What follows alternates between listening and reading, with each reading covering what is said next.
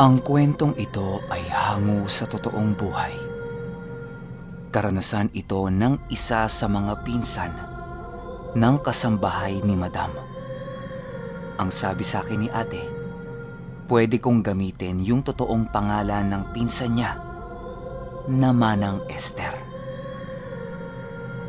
Taong 1992, Batan, Aklan.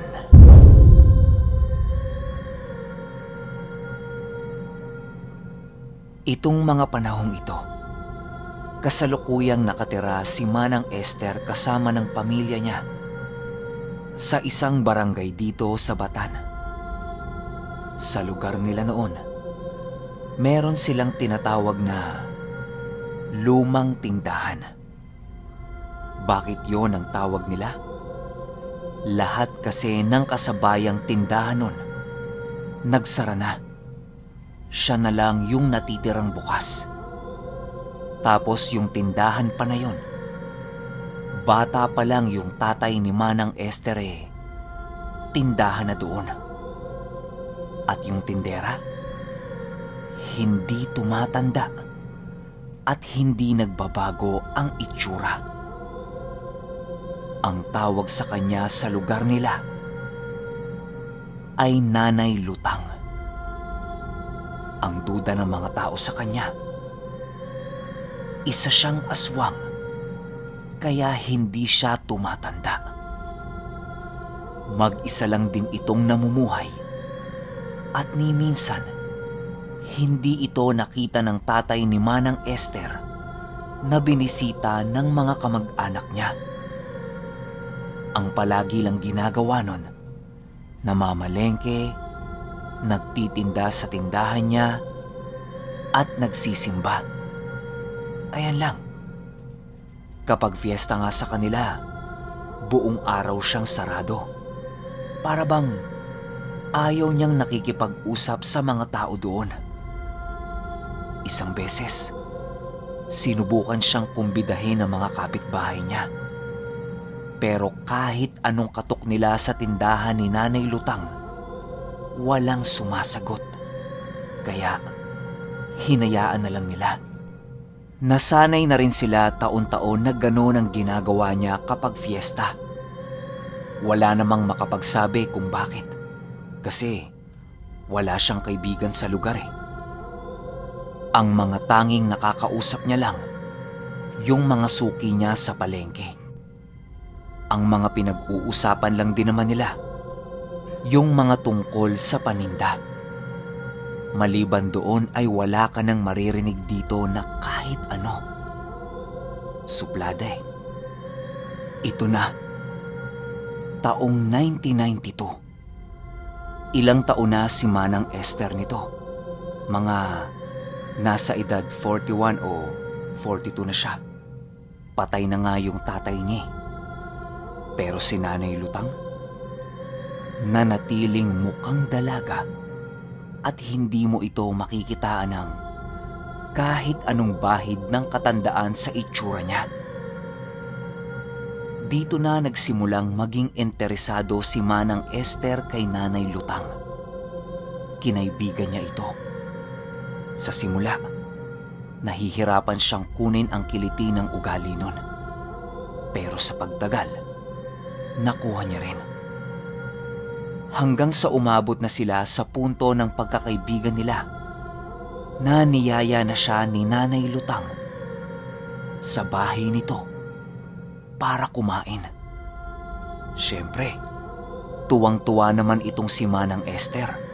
Gawa ng siya lang ang kauna-unahang tao sa lugar nila na niyaya nitong pumasok sa loob ng bahay niya. Pagpasok niya sa loob, napakaganda pala ng bahay nun. Maayos at kumpleto ang mga gamit. Yun nga lang, mabaho. Amoy galis ng aso. Wala namang alagang aso yun . Kaya saan ang gagaling yung amoy?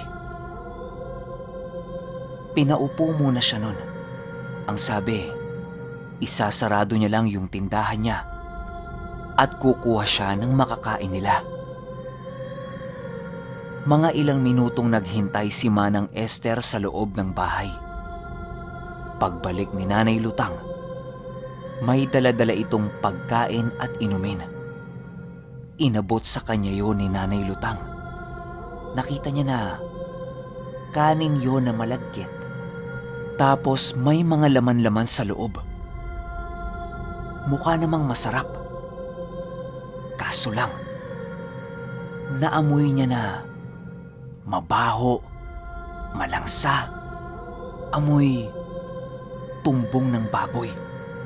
Ganun yung amoy. Iniisip niya kung kakainin niya ba. Kasi amoy pa lang, talo na kaagad eh. Paano pa kaya yung lasa nun, di ba? Nahihiya siya. Ang ginawa na muna niya, nilapag niya yung pagkain, tapos kinuha niya yung inumin. Ang sabi pa niya, "Nauuhaw ako. Inom muna ako ah."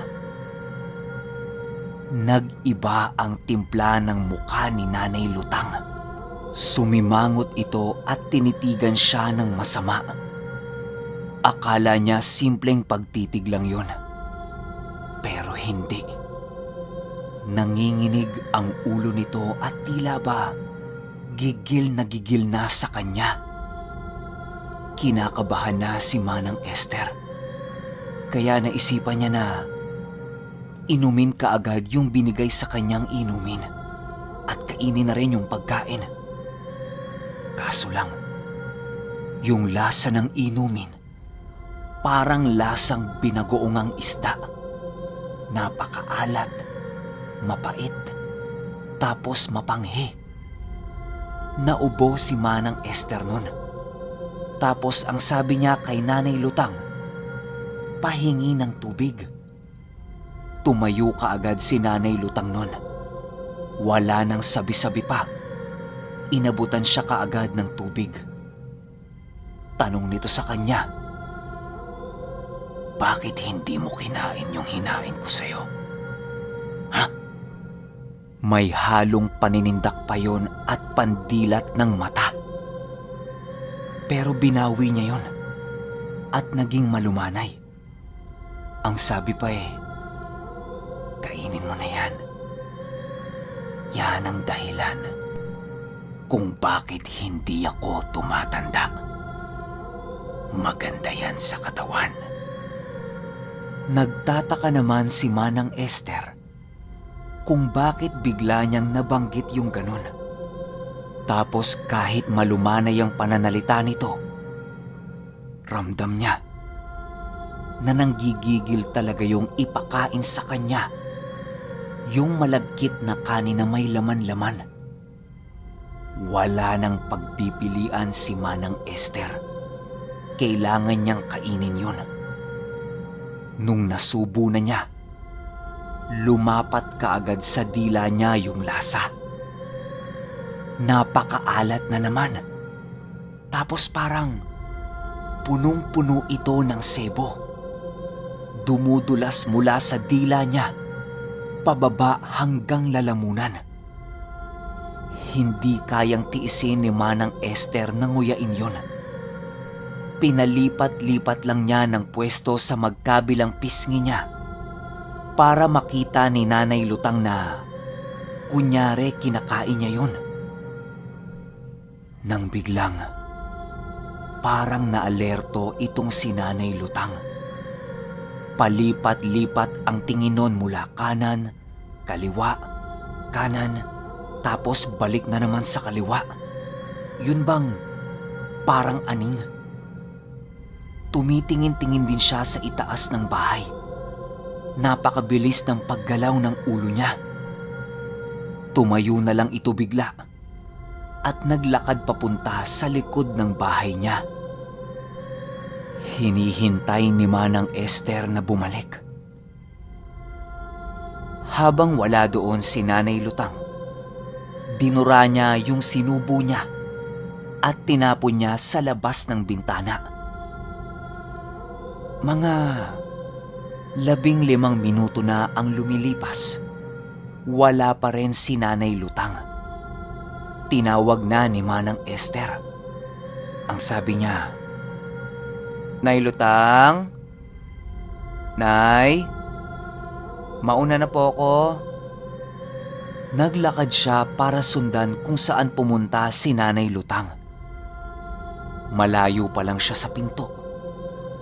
Nakarinig na siya ng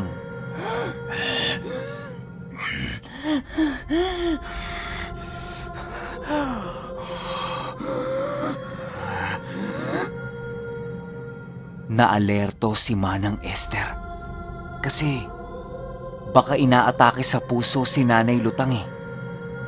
Binilisan na niya yung paglakad niya para tingnan kung ano bang nangyayari. Pagsilip niya sa likod ng bahay, ang dilim. Walang kailaw-ilaw. Tapos sarado yung bubungan. Hinanap niya si Nanay Lutang. Ang sabi niya, Nay? Nay? Anong nangyari? Tumigil yung tunog na parang may inaatake. Pero napalitan naman ito ng mga bulong na parang may nagdadasal. Yung tunog parang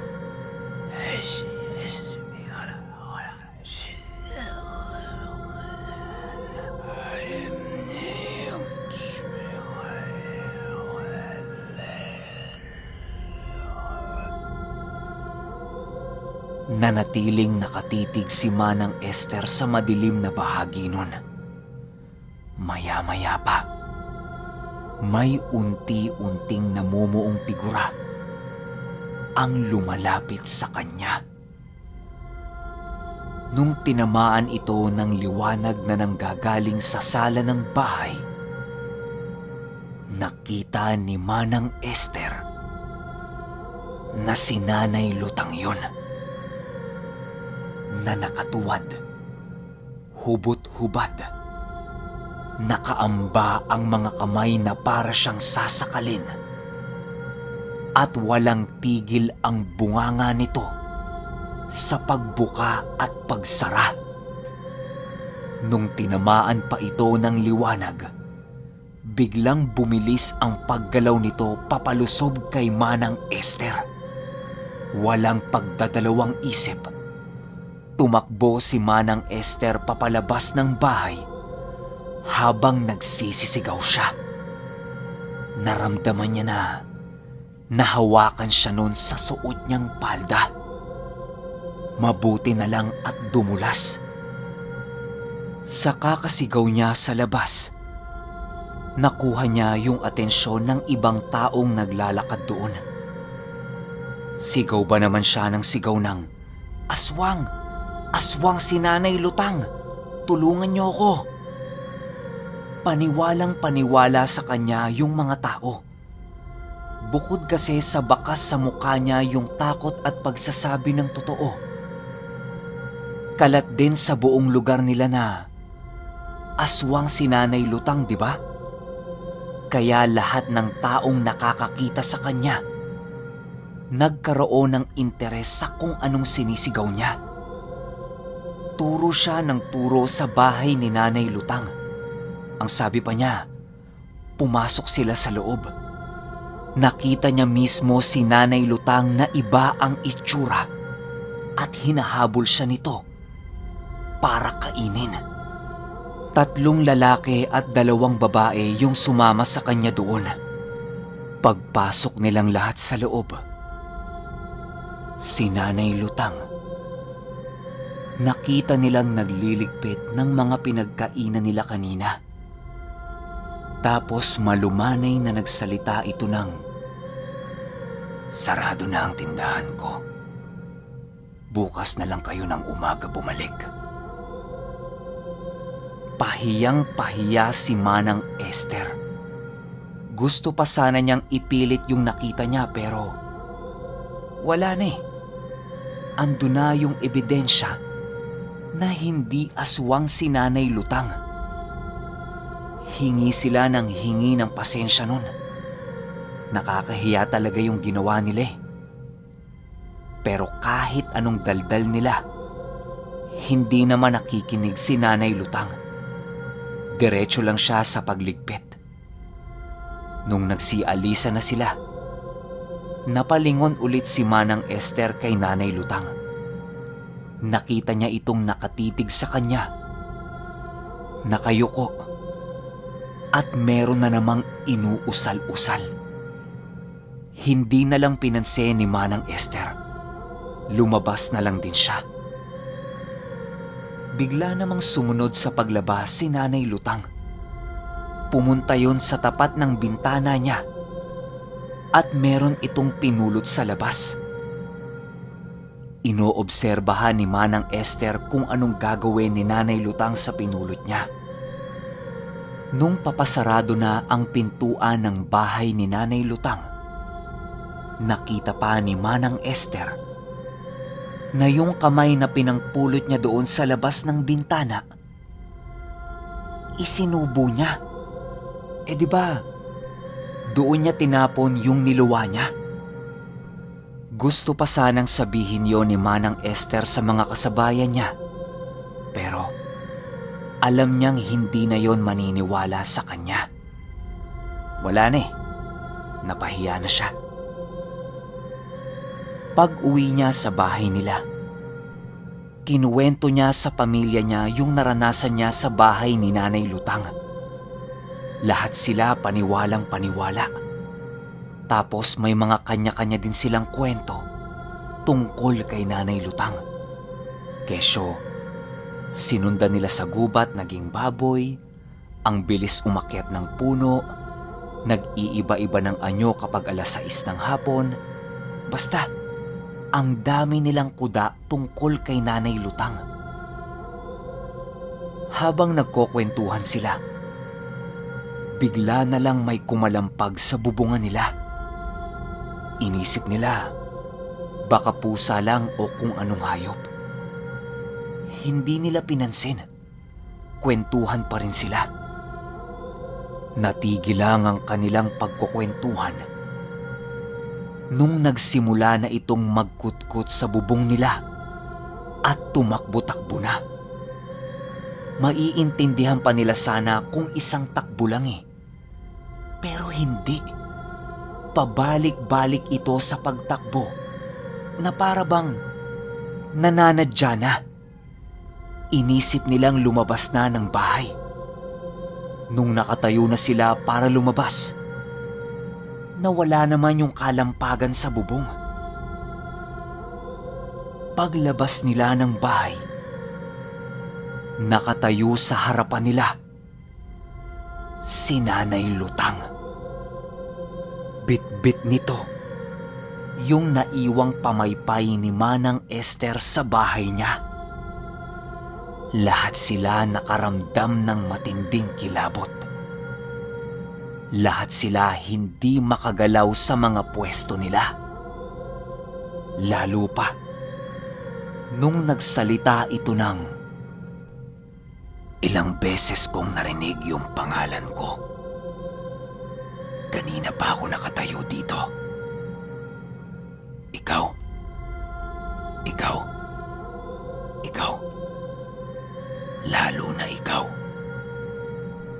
Doblehin ninyo ang pag-iingat ninyo. Magandang gabi." Lahat sila pare-pareho ng naramdaman. Para silang hinampas ng malakas na alon ng tubig, tapos sobrang lamig. Pagpasok nila sa loob ng bahay, sa hindi malamang dahilan, nag-iyakan sila. Iyak sila ng iyak nun. Nung oras na ng tulugan, nagsama-sama sila sa iisang kwarto. Pinag-uusapan nila na humingi ng tawad kay Nanay Lutang. Kinaumagahan, hinintay nilang magbukas ng tindahan si Nanay Lutang.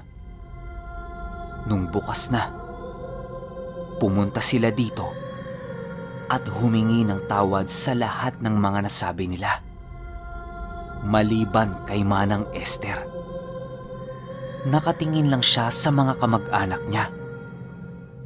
Tatawa-tawa naman si Nanay Lutang habang nakikipag-usap sa kanila.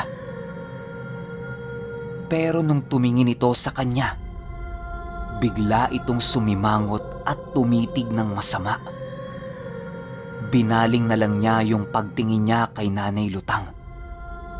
Natakot din siya. Mula nang mangyari yan sa kanya, halos gabi-gabi na siyang hindi pinapatulog ng mga ingay sa labas ng bahay nila. Umabot pa siya sa punto na may tumatawag na ng pangalan niya. Tapos siya lang yung nakakarinig. Walang pinipiling oras yun. Kaya umaga, hapon o gabi. Basta talagang pinapraning siya.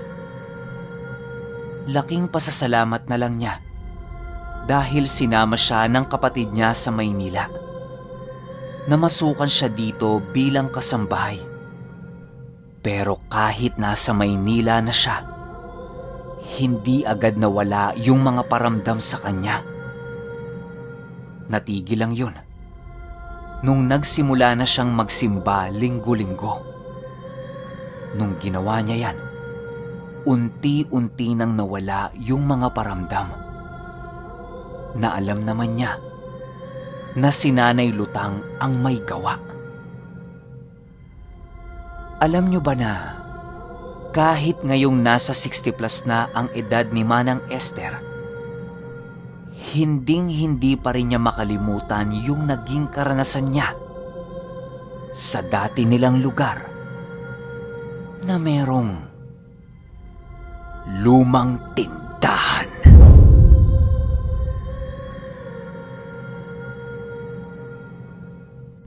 Okay, opinyon ko sa kwento. Nung unang pagpasok pa lang niya sa bahay ni Nanay Lutang, matik, gusto na siyang yang gawin nun. O di kaya naman, gusto na niyang ipasa sa kanya yung pagiging aswang niya. Kasi kung mapapansin niyo yung takbo ng kwento, wala namang naging kaibigan itong si Nanay Lutang sa lugar nila eh. Ni kamag-anak nga wala. Kaya kanino niya ipapasa yon, di ba? Siyempre, sa pinakakadikit na niya. Sino ba yon? Si Manang Esther lang. Di pa nga niya yung ganong kadikit eh kasi ilang buwan pa lang silang close. Hindi ko lang alam kung pwede na kaagad ipasa yung pagiging aswang kahit na hindi mo naman kalahi. Oh, baka may nakakaalam dyan oh. Pero malaki ang posibilidad na yayang gawin talaga siya. Yun ang nakikita kong dahilan kung bakit pinapasok siya nito sa bahay. At magandang patunay din itong kwento na to kung gaano kalakas ang isang pananampalataya at dasal. Kasi 'di ba, nagsimba si Manang Esther nun, tapos bigla na lang nawala yung paramdam ni Nanay Lutang. Isang malaking patunay yan na walang makakatalong kahit na sinong demonyo kayo sa ating Ama. Diba? Pero kayo, kung may opinyon kayo sa kwentong ito, i-comment nyo lang sa ibaba. Yun lang. Hanggang sa susunod na kwento. Salamat.